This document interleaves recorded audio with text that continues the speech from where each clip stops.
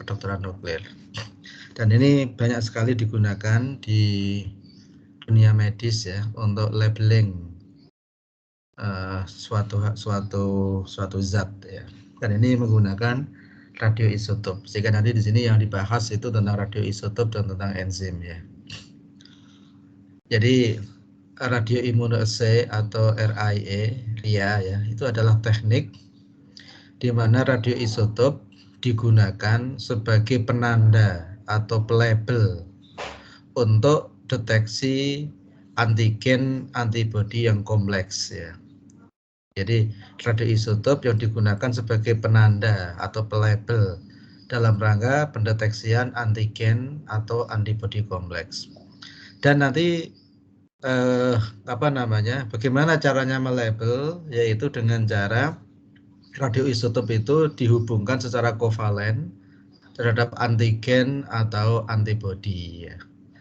Dan ini sangat banyak digunakan untuk deteksi antigen ya, antibodi kompleks. Ya bisa nggak kalau ini dipakai untuk deteksi corona? Itu saja bisa sebetulnya ya. Tapi masalah biaya saya tidak tahu ya, apakah biayanya mahal atau murah itu saya kurang tahu. Tapi intinya adalah bisa. Nah, radioimmunoassay ini dikembangkan di tahun 59, sudah sangat lama sebetulnya ya, oleh seorang endokrinologis Rosalind Zallo dan Solomon Berson ya, di tahun 59. Dan Rosalind ini mendapat hadiah Nobel dalam kedokteran di tahun 77 dari radioimmunoassay ini atau RIA ini. Ini sebetulnya metode yang sangat lama ya, yang sudah sangat lama. Ya, dan banyak digunakan. Dan kalau seandainya kita nanti mau riset tentang hal ini atau mengembangkan, ya silahkan ya. Banyak ruang yang bisa kita gunakan untuk pengembangan. Ya, jadi prinsipnya seperti apa? Prinsipnya adalah radioisotop itu nanti kita hubungkan atau kita tempelkan secara kovalen terhadap antigen atau antibodi yang mau kita deteksi. Jadi ini dipakai untuk mendeteksi ada tidaknya antibodi, termasuk nanti juga bisa digunakan untuk mendeteksi banyaknya antigen atau antibodi di dalam tubuh. Ya. Jadi contohnya seperti ini ya. Ini contohnya adalah antigen dan antibodi, kemudian radioisotop ini kita tempelkan ke situ. Nah, setelah dia itu nempel, maka nanti radioisotop ini memancarkan sinar gamma. Memang kita cari yang dia itu pemancar sinar gamma. Kemudian setelah itu kita tangkap pakai gamma counter. Nah, banyaknya radiasi yang kita tangkap menggunakan gamma counter itu nanti bisa digunakan untuk untuk mendeteksi adanya antigen atau antibodi, termasuk banyaknya atau jumlahnya ya. Nah, di sini dikatakan radioisotop yang paling populer yang digunakan untuk radioimmunoassay ini itu adalah yodium 125 ya. Ini yang ditempelkan secara kovalen.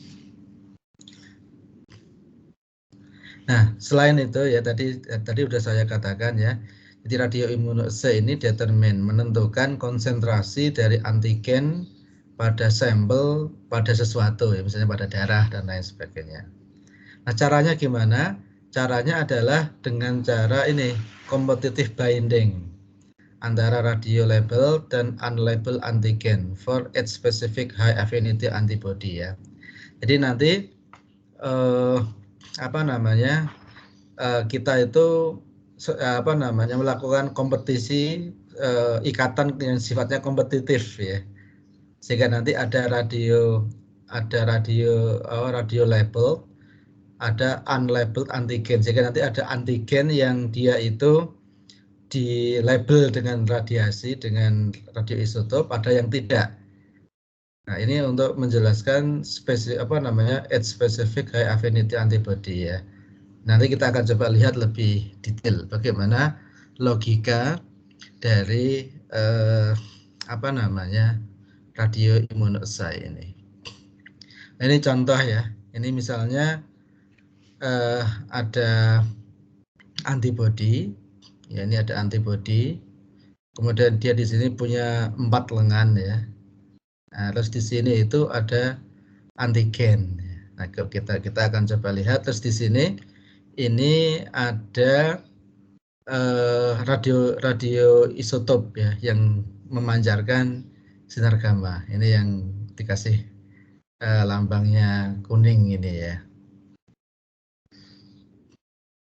Jadi nanti kalau seandainya antigen yang sudah kita kasih radio isotop pemancar sinar gamma, ini jadi jumlahnya ini kita pakai logika yang sederhana ya. Sebagai contoh yang paling dasar, ini misalnya jumlah antigennya itu ada 6 dan semuanya kita label dengan radioisotop pemancar sinar gamma. Nah, kemudian di sini ada antibodi. Nah, di sini antibodinya ada 2. Kemudian lengannya ini ada 6. Jika nanti karena di sini antibodi itu hanya akan menangkap antigen yang memang bentuknya spesifik ya, punya yang cocok gitu. Kalau dia nggak cocok ya dia nggak akan bisa menangkap. Ini contoh paling sederhana aja. Ini bentuknya segitiga. Terus di sini lengannya itu ada tangkapan yang segitiga juga, sehingga nanti dia itu bisa nangkap antigen, antibodi ini bisa nangkap antigen ini ya. Nah, tapi karena di sini jumlahnya 6, sementara lengan dari antibodi ini cuma 4, sehingga nanti yang akan berikatan itu ya hanya 4. Yang 2 itu tidak akan berikatan. Ini kalau kita taruh, maka yang 4 berikatan, terus yang 2 itu tidak berikatan ya, tidak berikatan dengan antibodi tersebut. Nah, kira-kira seperti itu. Sehingga nanti kalau seandainya di sini kita deteksi setelah kita bersihkan yang tidak tertangkap kita buang, kemudian kita deteksi radioaktivitasnya, maka kita itu mendapatkan radioaktivitasnya itu 100% ya. Jadi maksimal atau 100% ya. Jadi dalam hal ini jumlah radioaktivitas itu 100%, atau kalau masing-masing memancarkan 1 sinar gamma, berarti sinar gamma yang kita tangkap itu ada 4 itu. Ya, ini kira-kira sederhananya seperti itu. Nah, kemudian saat ini misalnya semua antigen itu sudah kita label dengan radioisotop. Nah, sekarang sebagai contoh berikutnya, kita memiliki antigen yang sudah kita sampel. Kemudian setelah itu kita akan gabungkan dengan antigen yang tidak disampel, yang tidak dikasih yang tidak dikasih radioisotop. Jadi yang ini misalnya yang antigen yang sudah kita kasih radioisotop jumlahnya 6. Kemudian yang tidak kita kasih radioisotop jumlahnya 4. Dan ini sebagai tes sampel ya. Ini sampel yang mau kita tes nanti itu. Radioaktivitasnya dia itu berapa. Berarti total antigen di sini itu ada berapa? 6 ditambah 4 ya. Berarti ada 10. Nah, sementara di sini lengan dari antibodi itu hanya ada 4 ya. Nanti kalau kita masukkan, nanti yang ketangkap cuma ada 4 ya. Dan ini betul-betul nanti secara acak ya. Oke, kalau kita masukkan maka seperti ini. Ya, maka sebagian ditangkap oleh lengannya antibodi, sebagiannya tidak ya.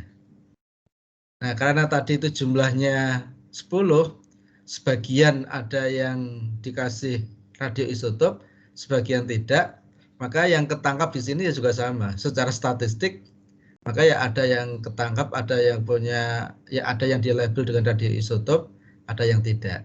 Yang tidak ketangkap juga begitu. Nah, ini kalau seandainya nanti kita deteksi pakai detektor radioisotopnya, maka yang tertangkap di sini sinar gammanya itu hanya 2 ya. Jadi ini kan nanti kalau sudah kita cuci, kita bersihkan, yang apa namanya hanya antigen yang ditangkap oleh radioisotop oleh antibodi aja yang ada di situ, ya. Maka nanti kalau kita tangkap radioaktivitasnya, dia turun dari ini ya, yang dari di sini 100%, nah di sini tinggal 2, berarti tinggal 50%, kayak gitu. Jadi penurunan dari radioaktivitas ini bisa menceritakan kepada kita tentang apa namanya antigen yang ada di dalam sampel itu. Termasuk kita juga bisa nanti bisa mendeteksi konsentrasi dari antigen yang ada di dalam serum pasien. Ya. Itu nanti bisa kita deteksi ya dari melihat apa namanya intensitas radiasi yang ditangkap oleh detektor. Tentu kalau kita ingin tahu jumlahnya atau konsentrasinya, ya kita harus melakukan kalibrasi terlebih dahulu. Tapi kalau hanya sekedar mendeteksi ada atau tidaknya antigen, nah itu kita tidak perlu kalibrasi ya. Kita bisa langsung mendeteksi, oh ini ada antigen yang dimaksud, oh ini tidak ada antigen yang dimaksud. Itu kita bisa melakukan. Cuma kalau tidak perlu kalibrasi ya maksudnya. Tapi kalau kita ingin sampai tahu konsentrasinya, memang kita mau tidak mau ya harus melakukan kalibrasi nanti itu. Oke, ini jadi radioimmunoassay itu apa kalau begitu? Radioimmunoassay itu adalah suatu teknik untuk mendeteksi keberadaan dan kuantitas dari antigen tertentu yang ada di dalam serum pasien, di dalam darah pasien. Ya. Nah, ini termasuk nanti kalau misalnya ada apa namanya, ada antigen tertentu, ya misalnya ada orang kena corona, itu kan di dalam tubuh kita kan muncul antigen ya, antibodi antigen itu. Dan nanti bisa kita deteksi apa namanya serum darah kita. Nah, salah satunya menggunakan teknik ini, menggunakan teknik RIA ini atau RIA ini ya, radio immunoassay. Nah, apa yang perlu kita lakukan pertama kali ya kita perlu memahami ya tentang kurva standar dari RIA ini. Nah, standar kurva atau kurva standar yang dihasilkan itu dengan cara mengukur jumlah radioaktivitas ya. Apa namanya?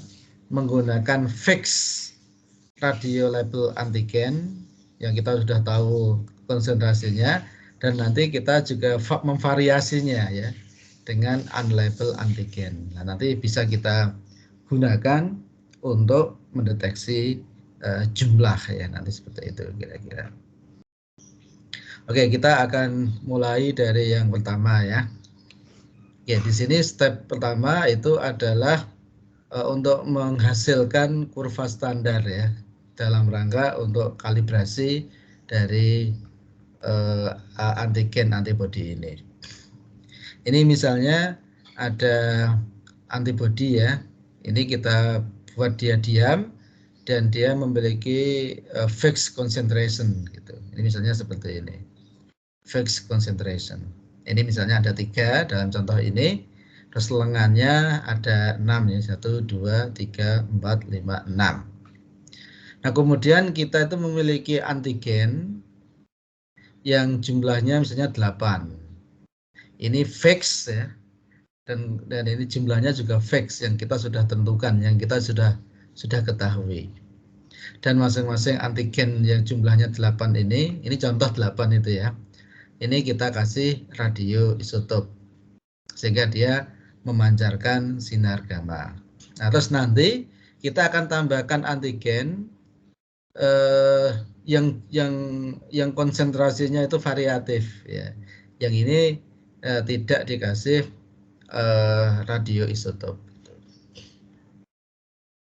Oke, jadi caranya seperti ini. Jadi makro titer ya, ini misalnya ada 1, 2, 3, 4, 5. Ini dalam contoh ini ya, masing-masing dikasih antibodi jumlahnya 3 dan masing-masing memiliki lengan 2 sehingga masing-masing total di dalam satu wadah ini microtiter ini ada 6 lengan ya. Oke. Dan ini nanti antibodi ini ya spesifik ya, hanya akan menangkap antigen tertentu ya yang bentuknya itu sama di situ ya. Seperti tadi. Ini karena lengannya segitiga yang nanti yang ditangkap hanya antigen yang bentuknya itu segitiga.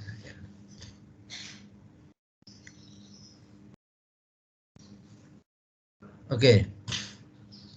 Kalau seandainya kemudian kita sudah memiliki antigen, kemudian di sini kita masukkan ke sini ke microtiter ini, maka di sini ada 6 lengan dan masing-masing lengan nangkap satu antigen ya, maka kira-kira seperti ini ya jadinya ya. Jadi yang tertangkap itu adalah 6, jadi yang 4 itu berarti tidak tertangkap ya.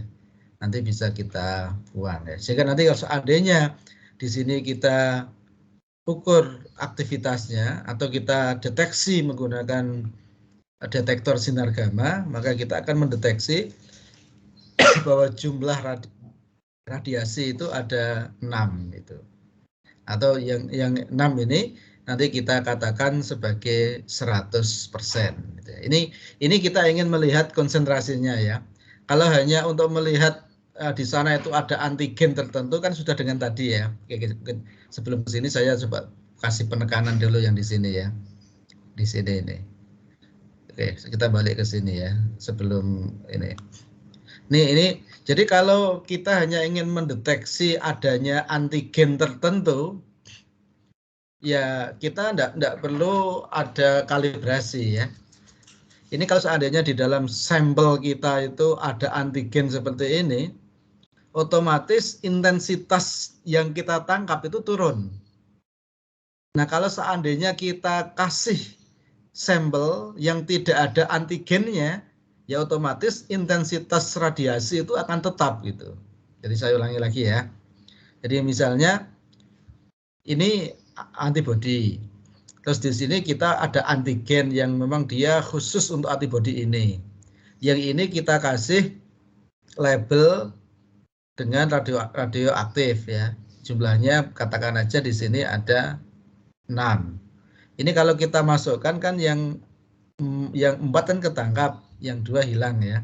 Ini kalau kita deteksi pakai detektor, kita menangkap radiasi jumlahnya 100%. Nah, kemudian kita ada sampel. Nah, sampel ini kita tidak tahu apakah ada antigennya atau tidak.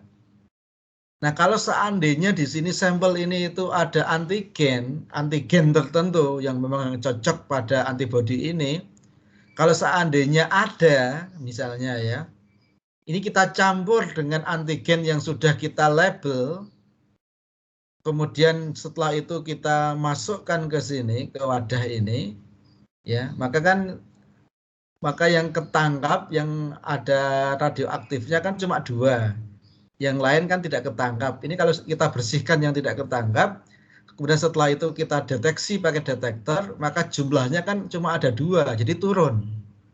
Artinya penurunan radioaktivitas atau penurunan sinar gamma yang ditangkap oleh detektor itu menunjukkan kalau di sini itu ada antigen tertentu gitu. Tapi kalau seandainya ini ada sampelnya ini tidak memiliki antigen yang cocok dengan antibodi ini kita mau tambah berapapun kan tetap aja yang nanti ketangkap oleh antibodi ini jumlahnya tetap 4 dan keempat-empatnya adalah yang sudah dilabel oleh radioaktif gitu. Kalau seandainya di sini tidak ada antigen tertentu ya. Maka dengan teknik ini kita itu bisa mendeteksi apakah ada antigen tertentu atau tidak dengan cara melihat intensitas sinar gamma. Kalau intensitas sinar gamma itu masih tetap ketika kita kasih sampel yang kita duga ada antigennya, maka itu menunjukkan bahwa di dalam sampel itu tidak ada antigennya. Tapi kalau intensitas sinar gammanya itu turun setelah kita campur antara sampel yang sudah kita ketahui, yang sudah kita kasih sinar gamma dengan sampel yang mau kita cari, kita deteksi, dan ternyata intensitasnya itu berkurang, sinar gamma yang dideteksi oleh detektor itu menunjukkan kalau di situ ada antigen tertentu. Jadi ini untuk menunjukkan ada tidaknya antigen. Jadi kalau untuk menunjukkan ada tidaknya antigen di dalam serum, maka atau di dalam tempat tertentu, maka kita tidak perlu yang namanya kalibrasi. Ya, cukup dibandingkan dengan intensitas awal dari sinar gamma. Kalau intensitasnya tetap, berarti tidak ada antigen yang dimaksud. Kalau intensitasnya turun, nah berarti ada antigen yang dimaksud. Jadi gitu ya, kira-kira ya. Nah, tapi di sini hanya untuk mendeteksi ada tidaknya antigen. Misalnya antigen corona misalnya ya.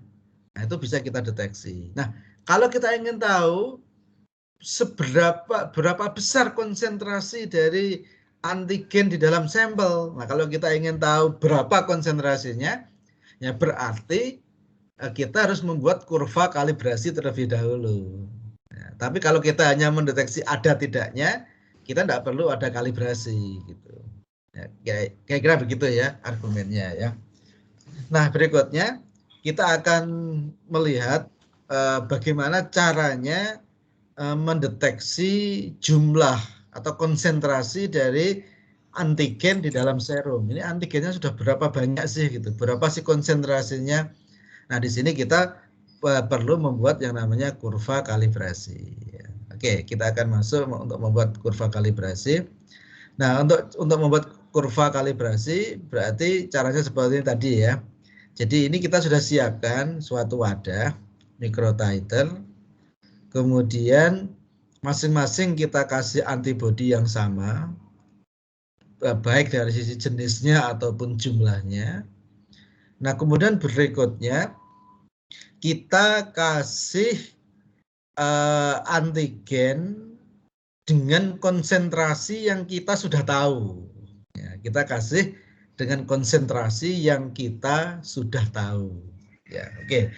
Pertama untuk microtiter yang ini, untuk wadah yang ini kita kasih antigen jumlahnya 8, ini contoh dalam contoh ini ya, 8 dan masing-masing sudah di label dengan radioisotop pemancar gamma. Ya, maka otomatis nanti yang ketangkap ini adalah 6, yang 2 nggak ketangkap ya. Sehingga dia akan memancarkan sinar gamma sebanyak 100%. Gitu. Oke, terus berikutnya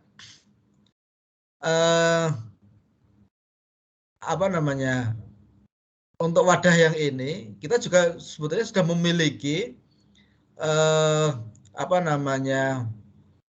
antibodi yang sama dengan sebelumnya, terus kita kasih antibodi lain atau serum lain yang kita sudah tahu konsentrasinya, ya. Nah, ini kalau berarti yang kita udah tahu konsentrasinya, maka di sini itu ada 8 ditambah dengan 1 jadinya 9. Nah, begitu nanti kita masukkan ke sini, maka 9 itu akan berkompetisi ya. Berkompetisi untuk ditangkap oleh antigen, untuk berhubungan atau nyantol dengan antigen. Yang lengannya di sini ada 6. Nah, dari 9 ini 6, berarti nanti ada 6 yang ketangkap dan 3 yang lepas. Nah, kita masukkan. Ya, ternyata di sini seperti itu ya. Terus nanti kita juga sama, yang kita udah punya konsentrasi yang lain, yang konsentrasinya kita naikin, ya seperti itu. Jadi maka kita bisa lihat ini sekedar contoh saja ya. Di sini semuanya yang ketangkap itu 6. Di sini yang kita sudah tahu konsentrasinya, yang ketangkap itu yang sudah di label itu ada 1, 2, 3, 4 itu. Berikutnya konsentrasi dari antigen sampel itu kita naikin. Yang kita udah tahu konsentrasinya berapa. Dan ternyata di sini yang ketangkap yang ada radioisotopnya cuma ada 3. Terus setelah itu konsentrasi sampel yang kita udah tahu konsentrasinya kita naikin. Nah, ternyata saat ini sudah mulai lebih banyak ya yang ketangkap ini yang tidak di label. Nah, nanti ketika jumlah antigen yang tidak kita label itu semakin banyak konsentrasinya, maka di dalam kompetisi dia mungkin akan memenangkan semuanya kan, dia jumlahnya banyak ya gitu. Nah, kemudian setelah itu di sini kita deteksi pakai detektor sinar gamma. Ini kita deteksi, kita deteksi, kita deteksi, kita deteksi, kita deteksi. Kita di sini kita udah tahu konsentrasinya. Ini di sini konsentrasinya 0 ya berarti ya. Maksudnya konsentrasi sampel yang diberikan yang tidak di label itu 0. Ini konsentrasinya dinaikin. Ini konsentrasinya dinaikin, konsentrasinya dinaikin, konsentrasinya dinaikin. Berarti nanti kita akan mendapatkan grafik hubungan antara sumbu X dan sumbu Y. Sumbu X itu menunjukkan konsentrasi, sumbu Z itu menunjukkan intensitas sinar gamma yang ditangkap atau banyaknya sinar gamma yang ditangkap oleh detektor. Saya mau tanya nih, kira-kira nanti grafiknya itu ketika sumbu X-nya naik, kira-kira sinar gamma yang ditangkap itu naik atau turun kira-kira? Turun lah. Ya pasti turun ya, pasti turun ya, pasti turun. Jadi berarti konsentrasi dari radioisotop ini naik, sumbu X-nya naik, maka nanti sinar gamma yang dideteksi oleh detektor itu jumlahnya semakin turun. Ya. Ini nanti dulu ya, dibersihkan dulu untuk membuang antigen-antigen yang tidak berikatan ya. Ya, setelah dibersihkan jadi seperti ini, jadi ini yang nempel 6, yang nempel di sini 4, yang nempel 3, yang nempel 2, yang nempel 1. Setelah itu nanti dihitung radioaktivitasnya. Ya, maka nanti di sini konsentrasinya naik, maka radioaktivitasnya turun. Nah, kita dapat grafik seperti ini. Jadi konsentrasinya naik, radioaktivitasnya turun. Nah, inilah yang kita sebut dengan kurva standar.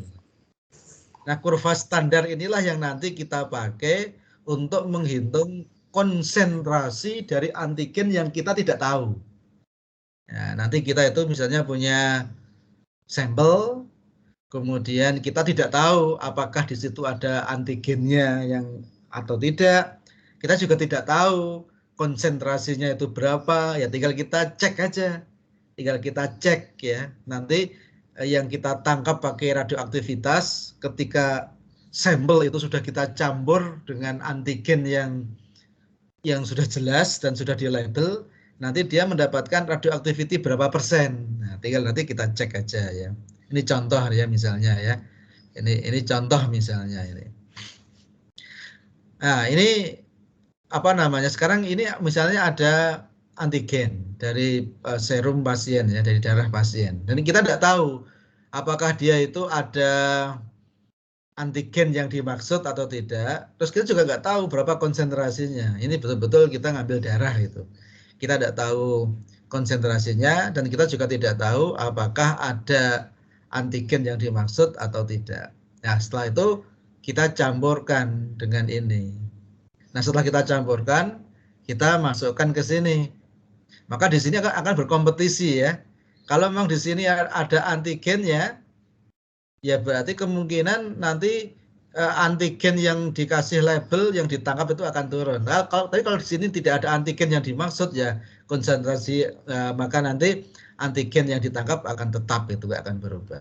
Oke, kita ini dalam contoh ini misalnya dia itu ternyata memang ada antigennya ya, ada kompetisi sehingga akhirnya di sini yang ketangkap yang ada sinar gamanya itu ada 4, yang 2 itu tidak. Setelah itu kita cuci, setelah kita bersihkan, setelah itu kemudian kita tangkap pakai detektor. Oh, ternyata kok turun intensitasnya. Nah, penurunan intensitas menunjukkan kalau ada antigen yang dimaksud ya. Dan berapa konsentrasinya? Ya tinggal kita ukur. Misalnya di sini kita mendapatkan ternyata dia itu dalam contoh ini ya turun 35% radioaktif yang ditangkap oleh detektor. Ya, atau misalnya di sini tinggal 35% intensitasnya. Ya, sekarang tinggal kita lihat radioaktivitasnya tinggal 35%. Nah, setelah itu kita lihat ini kan 35% ini kan sumbu X ya, sumbu Y ya. Jadi sumbu Y ini 35%. Nah, kita lihat yang sumbu Y 35% itu menunjukkan konsentrasi berapa. Oh, ternyata konsentrasinya di sini ya misalnya berapa gitu. Maka dari sini kita tahu bahwa di sana betul-betul ada antigen dan di sana kita juga tahu berapa konsentrasinya. Nah, ini jadi setelah kita tahu kurva ini, kurva standar ini kita bisa mendeteksi itu. Jadi memang standar itu penting ya. Dan ini biasa dalam dunia penelitian itu selalu begitu ya. Jadi kita juga sama kalau mau pengukuran atau apa atau ada apa, itu kita harus tahu kurva standarnya dulu ya. Setelah itu nanti baru kita kurva standar itu kita pakai untuk menilai yang kita belum tahu ya. Ya, misalnya kalau di fisika, kalau di CT scan misalnya, kita membuat material, terus kita ingin tahu berapa sih dia itu nilai electron density dari material ini, itu nanti bisa kita ukur dengan menggunakan materi-materi lain yang electron density-nya sudah diketahui ya. Nanti tinggal kita lihat dia di kurva ini, dia itu menunjukkan berapa gitu. Sehingga nanti kita bisa ketahui dengan baik. Ya, di sini ya. Jadi jelas ya kira-kira ya. Jadi ini radio immunoassay itu secara umum ya, utamanya ini digunakan untuk mendeteksi hormon atau mendeteksi alergi ya dengan mendeteksi tadi antigen tertentu tadi. Tetapi memang ini cukup berbahaya bagi researcher ya, bagi peneliti. Karena menggunakan radioaktivitas sehingga proteksi radiasi harus diterapkan. Maka teman-teman yang kerja di kedokteran nuklir ya dia harus menggunakan proteksi radiasi yang bagus. Nah, kemudian memang karena di sini itu keperluannya untuk seperti itu, maka ya harus kita gunakan radioaktif yang memiliki short half life ya, memiliki waktu paro yang pendek ya. Tapi memang ini lumayan expensive instrumentation ya. Karena segala sesuatu yang berhubungan dengan nuclear medicine itu biasanya memang harganya relatif mahal. Ini salah satu kelebihan dan kekurangan dari RIA atau RIA ini ya, radio immunoassay ini. Ini saya coba akan tunjukkan ya sedikit penelitian yang dulu itu pernah dikerjakan oleh mahasiswa kita ya, yang papernya itu diterima di jurnal Atom Indonesia ya di tahun 2012. Ini sudah sangat lama ya. Saya akan coba tunjukkan sedikit biar kita sedikit punya gambaran tentang aplikasi dari kedokteran nuklir, dalam hal ini adalah radio immunoassay ini. Bentar ya, nanti bisa kita cek bisa di-download dari jurnal Atom Indonesia. Nanti kalau untuk gampangnya nanti di bagian short nanti search nama saya aja ya, Anam itu. Nanti insya Allah dia akan keluar. Ini ya. Ini yang dulu dikerjakan oleh mahasiswa di tahun 2012. Risetnya dilakukan di Rumah Sakit Pertamina Jakarta ya. Ini adalah studi menggunakan teknesium pertechnetate ya. Jadi teknesium ini adalah radioisotopnya, pertechnetate ini adalah farmakanya. Ini kemarin sudah kita bahas ya. Yang kemudian nanti dihubungkan dengan thyroid hormon ya. Jadi hormon tiroid untuk toksik dan non toksik diffuse goiter ya. Jadi pada kelenjar tiroid ya, untuk membedakan ini toksik atau non toksik diffuse goiter atau tidak gitu. Yang dipakai dia itu dengan dua cara. Yang pertama dia itu melakukannya dengan menggunakan gamma kamera langsung ya. Jadi pasien itu diinjeksi menggunakan ini ya di sini Pasien total ada 70, yang 35 itu toksik, yang 35 lagi non toksik. Kemudian dia ada menjalani beberapa pemeriksaan, ada yang in vivo, itu yang menggunakan thyroid scan. Ini berarti menggunakan gamma kamera ya. Dan ada yang in vitro. Nah, in vitro ini yang tes hormon ya.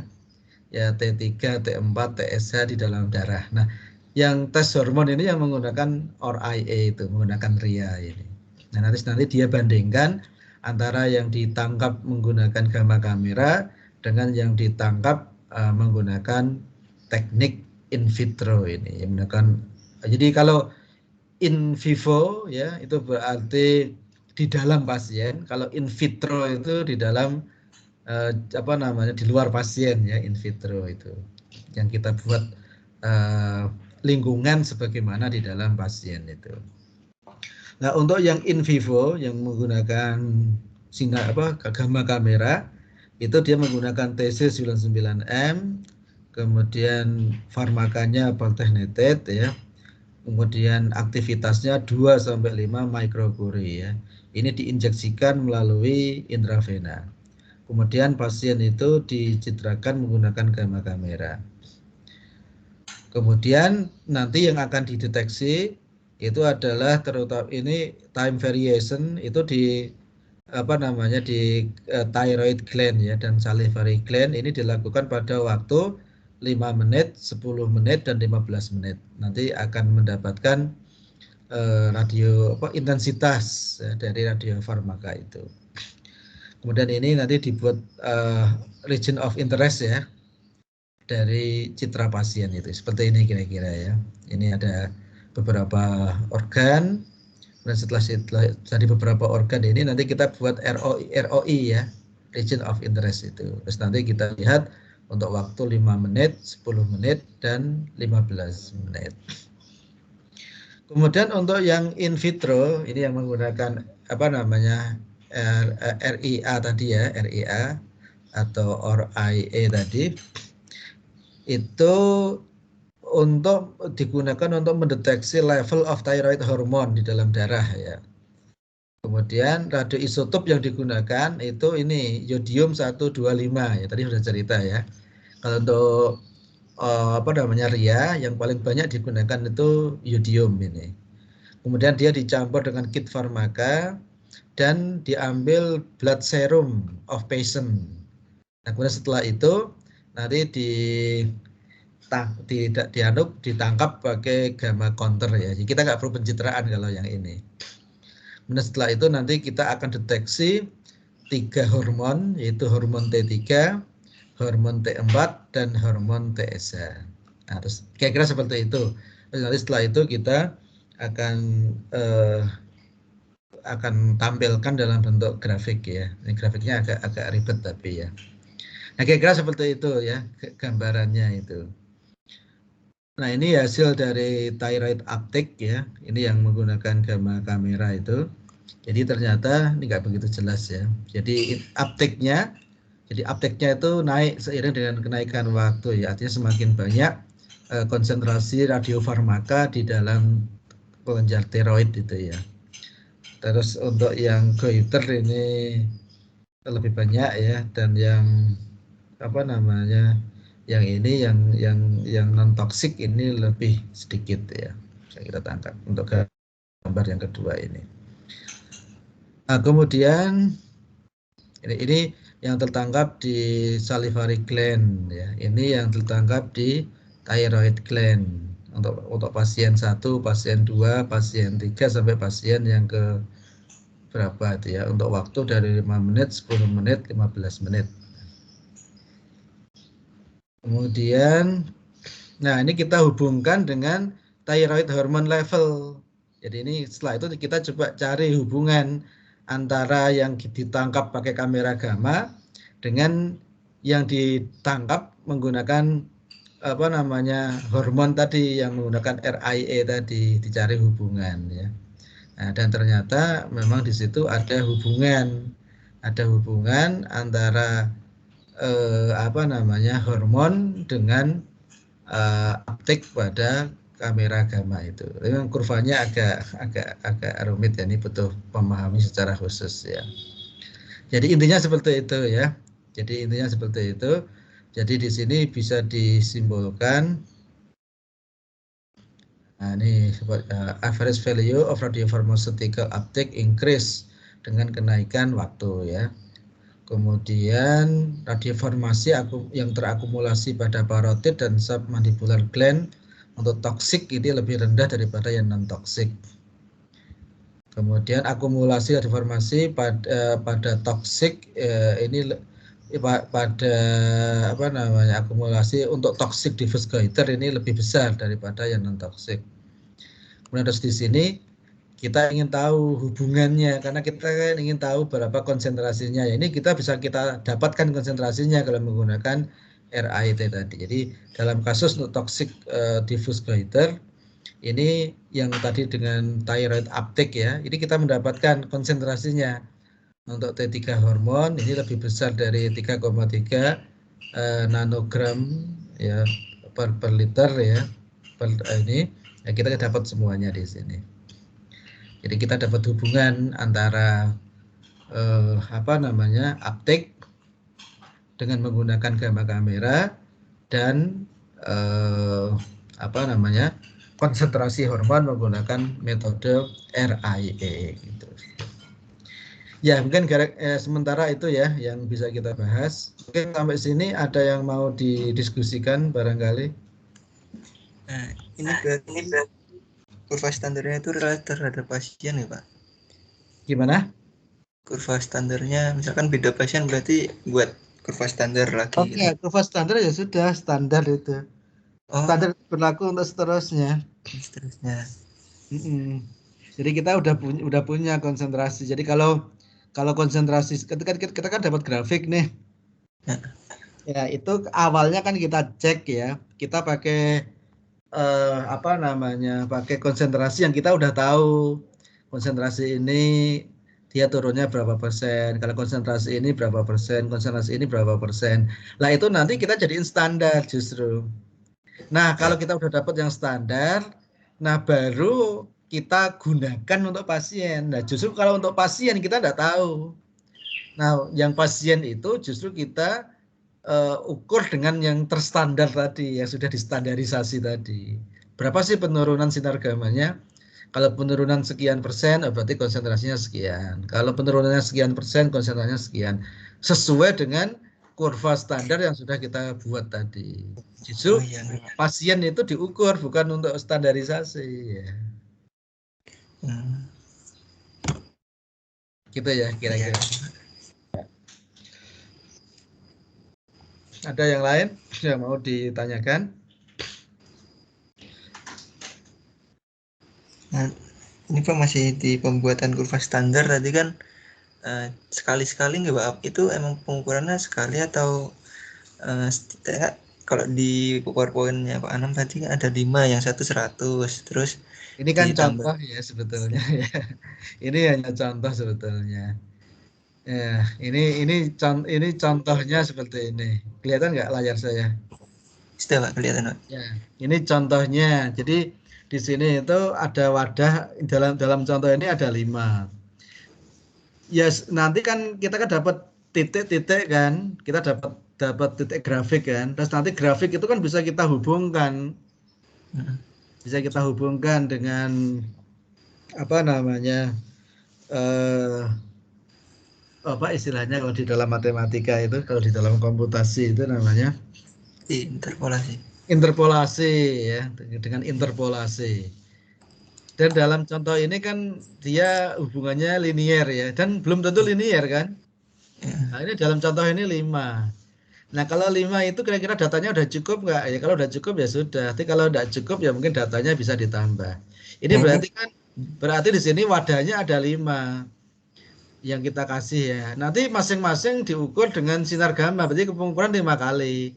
Ini nanti dideteksi sinar gamma, terus dapat 100%. Yang ini berapapun dapatnya 100% ya ini ya. Pokoknya yang kita dapat itu persentase nanti. Jadi persentase. Ya, ini adalah 100%. Berapapun ini 100% ini. Iya. Kemudian yang ini untuk konsentrasi tertentu turunnya berapa persen. Jadi setelah itu yang ini diukur, turun lagi berapa persen. Jadi pengukuran kalau dalam contoh ini pengukuran 5 kali. Jadi menggunakan gamma kamera, bukan gamma kamera ya, menggunakan gamma counter itu 5 kali berarti. Jadi ini pertama, kedua, ketiga, keempat, kelima. Setelah itu nanti dapat titik-titik dihubungkan pakai garis.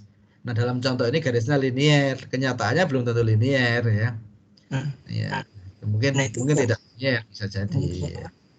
Yang pertama kan tadi 100% Pak. Yang kedua itu cukup sekali atau harus diulang beberapa kali dicari rata-ratanya atau emang Loh, terus? kalau mau lebih akurat lebih baik ya pengukuran jangan sekali.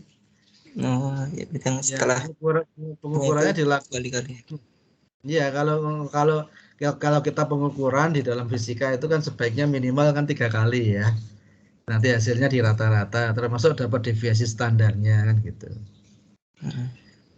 Nah, coba ini tuh kita bicara konsep ya, artinya bicara kira-kira logikanya tuh begitu loh gitu loh. Iya. Ya. Cuma mau tahu detailnya itu Pak. Ya, kalau kita ingin, tapi karena ini juga jumlahnya terbatas ya, dan mungkin harganya juga mahal. Ini kan makanya kalau di rumah sakit ya memang pemakaiannya harus hati-hati ya. Jangan kalau untuk riset sih memang karena riset itu untuk meneliti ya. Ya mungkin kita butuh banyak sampel untuk kita variasi. Tapi kalau di rumah sakit ya berarti kita menggunakan protokol yang sudah ada. Ya, tinggal kita lihat di rumah sakit itu protokol dalam membuat standar itu gimana. Nanti kita ikuti protokol yang ada di rumah sakit ya. Iya Pak.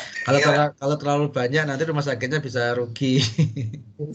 Nah, itu. Ya, kalau terlalu sedikit ya mungkin hasilnya jadi nggak akurat kan gitu ya. Ya hanya ngikuti protokol. Dan saya tidak tahu karena saya nggak pernah bekerja di rumah sakit secara langsung ya. Saya hanya tahu teorinya aja. Iya Pak. Makasih Pak. Ya sama ya. Jadi radioaktivitas ini dalam persen ya. Pokoknya berapapun yang tidak dikasih sampel tambahan yaitu 100% ya. Jadi kita tidak bicara nilai absolutnya, kita bicara nilai persentasenya. Oke, ada pertanyaan yang lain? Sampun Pak Jiko Pak. Yang lain ada yang ditanyain enggak?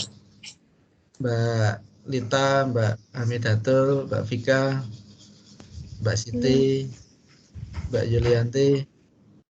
Ada yang ditanyakan? Belum ya? Oke, kalau belum berarti kita sementara sampai di sini dulu ya. Kita nanti ketemu lagi pekan depan. Pekan depan nanti insya Allah kita bahas tentang gamma kamera udah dibahas oleh Prof. Hayu ya. Sampun Pak. Ya berarti untuk spek udah belum ya? Spek udah belum spek? Yang single photon emission tomography. Baru awal itu Pak. Belum ya? Baru awalnya aja.